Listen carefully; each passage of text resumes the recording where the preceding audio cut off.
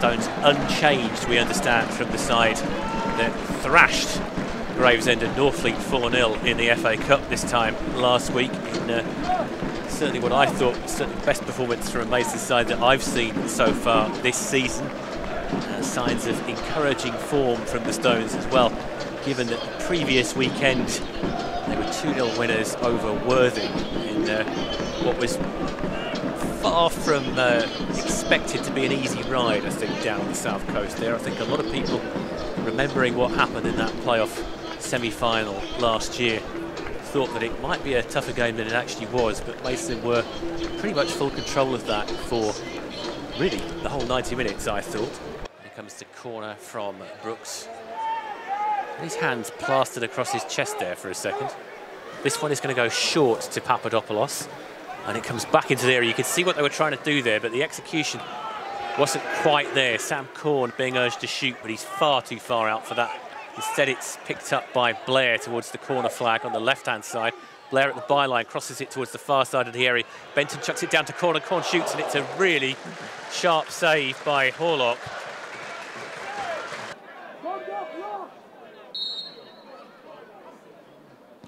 The cross comes towards the far side of the area, headed back into the danger zone. Could be a chance here for Slough. It should be a goal. Somehow, Andre Jr. has clawed that out. Gary Abasogan cannot believe that he hasn't scored. I can't believe that he hasn't scored. The Slough bench beneath us can't believe that he hasn't scored.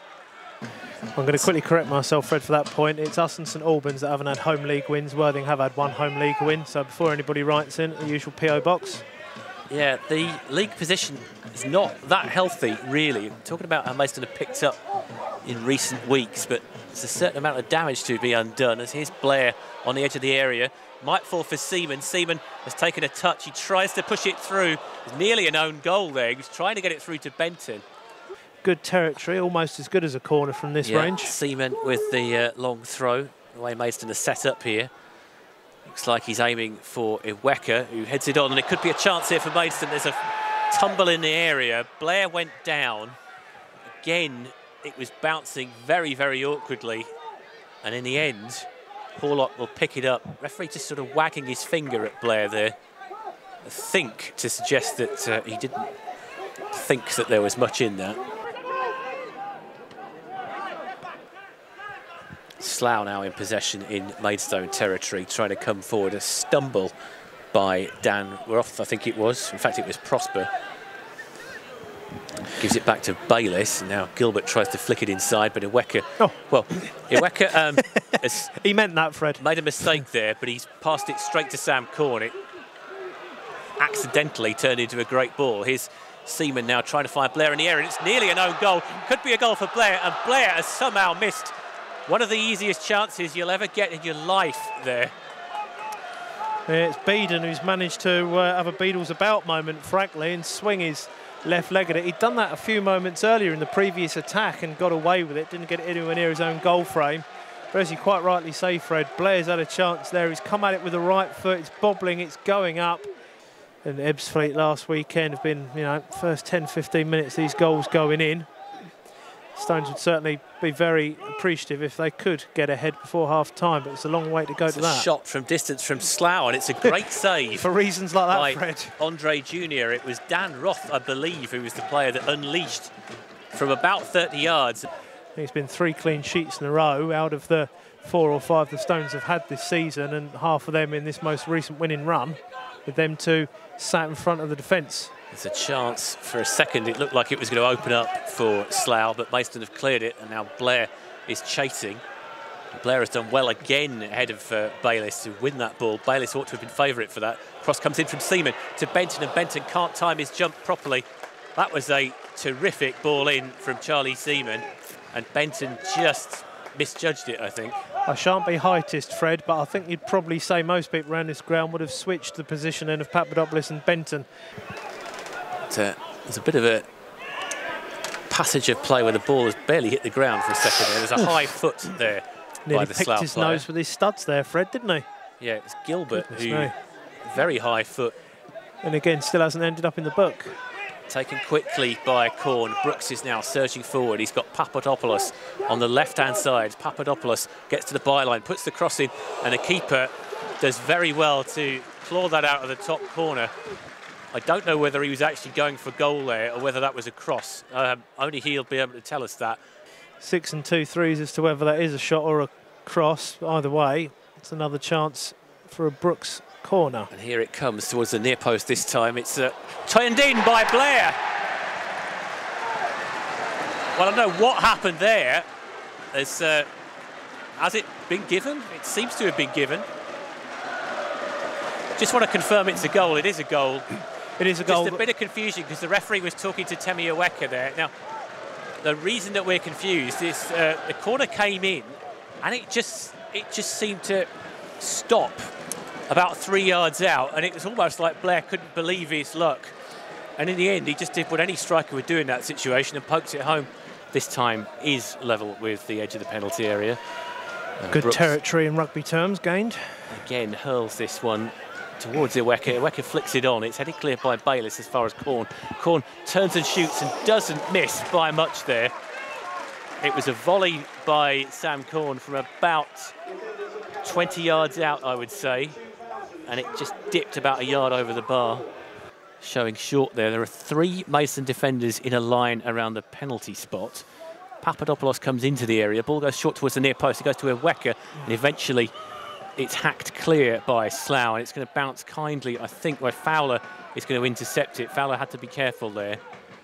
Corn will punt that one out to Papadopoulos. Papadopoulos now on the left-hand side decides to cut back in. He had Brooks out there if he wanted him. Brooks now does get the ball via Tate Trusty. Trusty with a hospital pass really intended for Sam Corn. And it goes forward. It could be a chance for the number 19, Evans, here. Evans has got 2 defenders in front of him. He carves a yard. He's done really well to shoot there. And he scored. Evans has scored.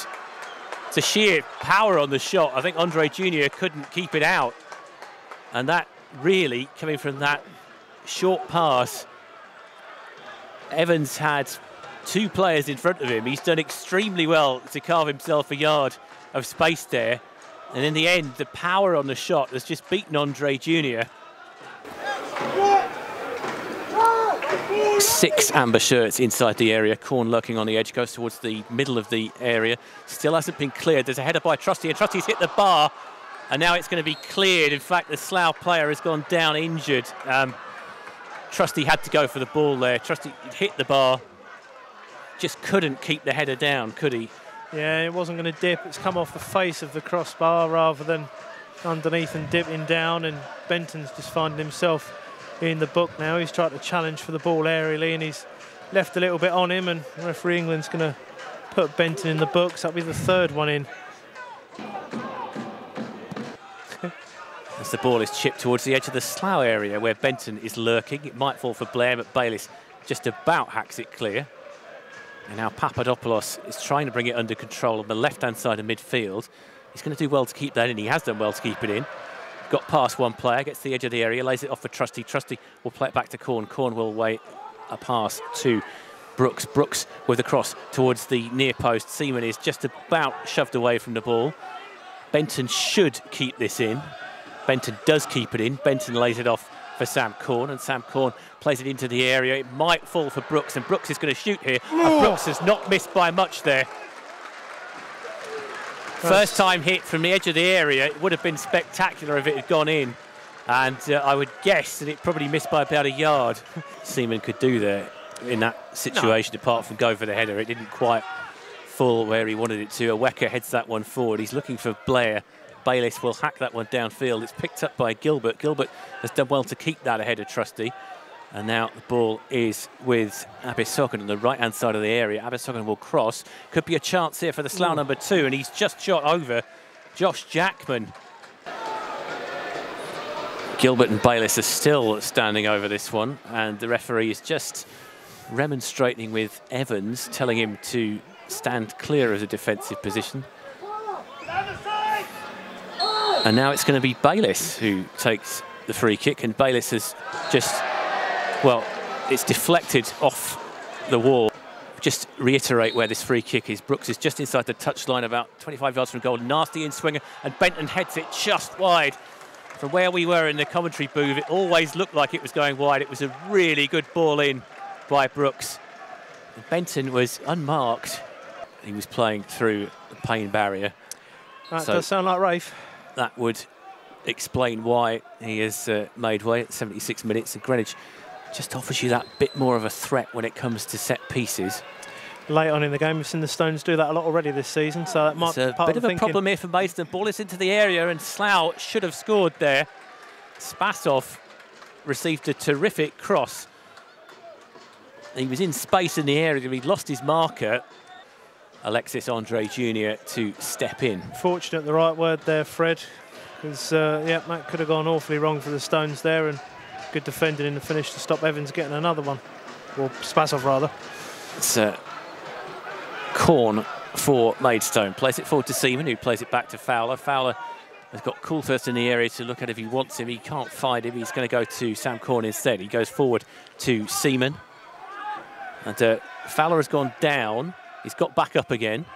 Tries to play a 1-2 with Seaman. Seaman has got to the byline. Seaman has done really well there. He may have overhit the cross, but it's going to fall for Brooks, and Brooks is going to lay it off to Benton. Benton towards the byline, crosses towards the far side of the area. Seaman heads it down. It's a great clearance or a save. I'm not sure which it is. It's been cleared off the line. Fowler has gone down looking for a penalty, and he's not going to get it. And now Lucan will attack for Slough down the right-hand side. Greenwich is after him, and the ball has gone out of play for a Maidstone throw-in. Sure, I didn't see whether it was the keeper that saved it or whether it was a goal line clearance there. Yeah, it seemed like a block of several players and bodies just pen on Fowler. It looked like the challenge had come in long after the ball had been played by Fowler, so not sure much would have come from that. Ball bounces awkwardly on the edge of the Maidstone area. Spasov is lost out to Greenwich, though. Greenwich plays a risky ball to Trusty, and Trusty has got to be careful here. Trusty eventually gets himself out of trouble and knocks it downfield. Coulthurst tussles for it, and Maidstone have done really well there to win that back. And now Benton can come forward. It was all after, well, it's Coulthurst in the area. Coulthurst is going to lay it square for Corn. Corn can pick his spot here. Corner's shot, it's been cleared off the line again, and Corn has scuffed his shot wide. And really, Sam Corn, one of the most cool heads on the pitch, didn't realise how much time he had there, Sean. He could have picked his spot. Had all the time in the world, too much time in the finish. And as you say, Fred, he's just dragged it wide of the far post. We've already had 30 seconds of time added on to time added on. But Brooks is going to get a chance to put this into the area. The ball is aimed towards Greenwich. Beeden heads it towards Corn. Corn hits it too high into the air, really, to do any serious damage. Trusty is underneath it, but he doesn't win a header. Blair picks it up. Blair now tries to play it wide to Iweka. Iweka is playing it back to Fowler, and Maidstone have got to go forward here, and they've just run out of time. Just final score here: Maidstone United 1, Slough 1, and Maidstone in the end just petering out in the last few minutes there. Could have gone either way at the end.